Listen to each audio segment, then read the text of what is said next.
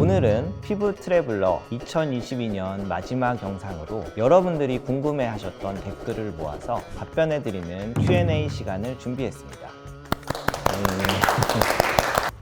응원뿐만 아니라 저주도 있긴 하던데. 욕도 있고 막. 욕은 제가 바로 지우는데.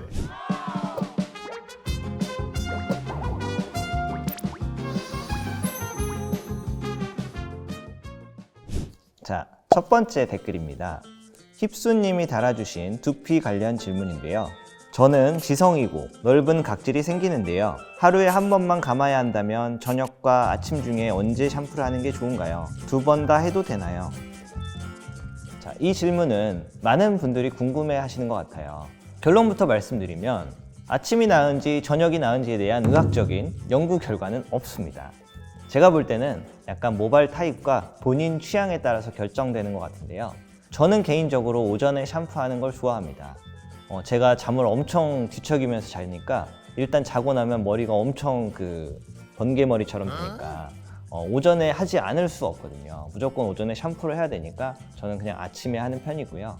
본인이 약간 땀이 많이 나고 야외 활동을 많이 하시는 분들은 당연히 저녁에 감는 게 좋겠죠. 하루 종일 밖에 먼지와 노폐물이 두피에 쌓이고 이대로 잠들게 되면 베개에도 이러한 노폐물이 묻고 미생물이 묻을 수 있기 때문에 이런 분들은 저녁에 하시는 게 좋을 것 같습니다. 결론은 케이스 바이 케이스다. 이제 아침 저녁으로 두 번씩 감는 게 가장 좋은 거 아닌가 라고 생각하실 수 있습니다. 지성 두피면서 각질이 많이 쌓이면은 아침 저녁으로 두 번 하실 수도 있겠습니다. 하지만 지나치게 건성이거나 민감성 두피라면 이러한 샴푸, 특히 강한 샴푸를 두 번 이상 쓰게 되면 두피가 건조해지고 예민해질 수 있기 때문에 가능하면 이런 분들은 하루에 한 번 하시는 게 좋습니다. 자, 다음 댓글입니다. 목주름과 관련된 고민 적어주셨는데요. 가로주름이 깊은데 주사는 너무 무섭고 초음파나 고주파 치료로도 효과를 볼 수 있을까요? 10대 때부터 목주름이 깊어서 너무 스트레스예요.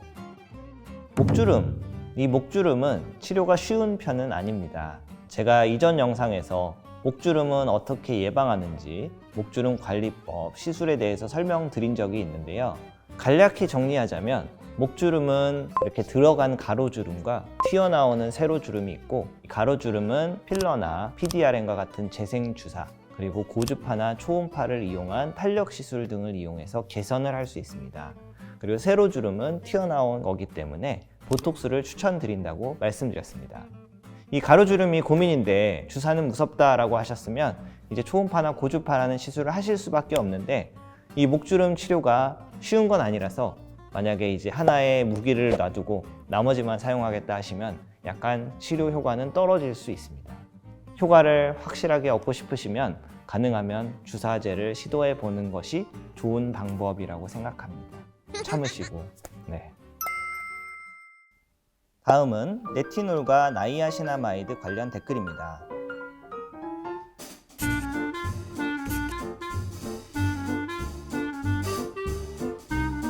이제 미국 FDA에서 승인한 레티놀 사용 가능 나이는 12살.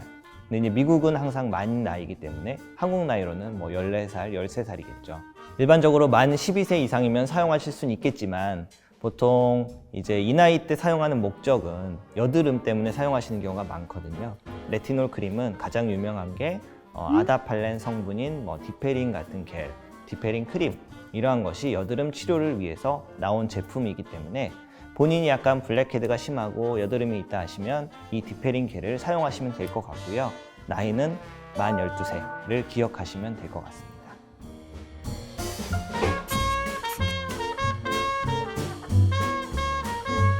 나이아시나마이드는 자극감이 없으면서 여러 항염증 효과, 항노화 효과가 있어서 제가 좋아하는 성분이라고 강력하게 추천드렸는데요. 이 장기간 사용한다고 발생하는 부작용이 있지는 않기 때문에 효과를 보셨다면 꾸준히 사용하셔도 될 것 같습니다.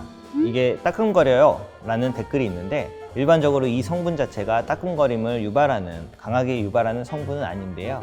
피부가 굉장히 예민하거나 민감한 상태라면 사실 어떤 제품을 써도 따끔거림을 느끼실 수 있습니다. 그럴 때는 보습크림을 얼굴 표면에 얇게 바르고 그 위에 제품을 사용해 보시는 걸 추천드리고요. 만약에 그래도 계속 따갑다 그러시면 사용하신 제품이 본인의 피부와 맞지 않는 것일 수 있기 때문에 다른 제품이나 다른 성분을 시도해 보시는 게 좋을 것 같습니다. 댓글 중에 바르는 도포제나 기능성 화장품을 사용할 때 스킨케어 순서에서 어느 스텝을 사용하는 게 좋은지에 대한 질문이 정말 많았는데요. 이 바르는 도포제의 경우에는 제가 보통 이제 진료 보면서 환자분들께 설명드릴 때는 약을 먼저 바르고 그 다음에 보습제나 로션 같은 걸 발라라 이렇게 말씀드리는데요. 사실은 결론적으로 이게 크게 상관은 없습니다. 이 보습제와 약, 스테로이드 바르는 순서가 효과에 영향을 미치는지에 대한 연구가 있었는데 이 연구 결과 이 두 개, 보습제를 먼저 바르나 약을 먼저 바르나 크게 차이가 없다라는 게 결론이 있었고요. 이제 다만 보습제 중에 바세린이나 이러한 것들을 너무 두껍게 바르면 아무래도 그 위에 약을 발랐을 때 피부에 덜 스며들 수 있기 때문에 보통은 약을 먼저 바르라고 말씀을 드리고 있습니다. 하지만 설명드렸던 대로 유의한 차이는 없으니까 본인이 바르기 편한 순서로 발라주시면 되는데요. 순서보다는 잘 바르는 게 더 중요하기 때문에 이렇게 순서에 연연하실 필요는 없을 것 같습니다. 디페린 겔 사용 스텝에 대한 질문이 있었는데 이 디페린도 마찬가지로 어느 순서에 사용해도 효과의 차이는 없습니다. 다만 하나 예외가 있는데요.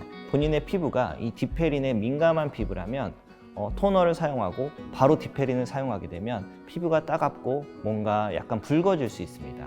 이러한 분들은 디페린 사용 순서를 약간 뒤쪽으로 미루시고 크림이나 보습을 먼저 바르고 그 이후에 디페린을 사용하시는 게 좋습니다.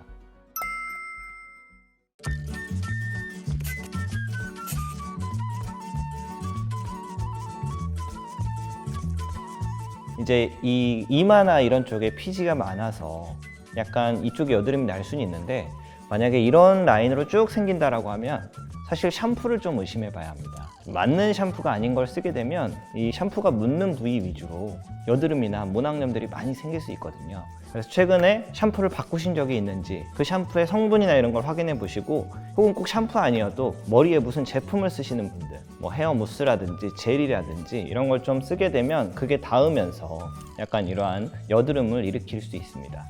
마지막으로 우짠지님께서 두피 모낭염, 지루성 두피염에도 염증 주사 맞아도 되나요? 주사 맞게 되면 혹시 두피에 맞는 건가요? 라고 댓글을 달아주셨습니다.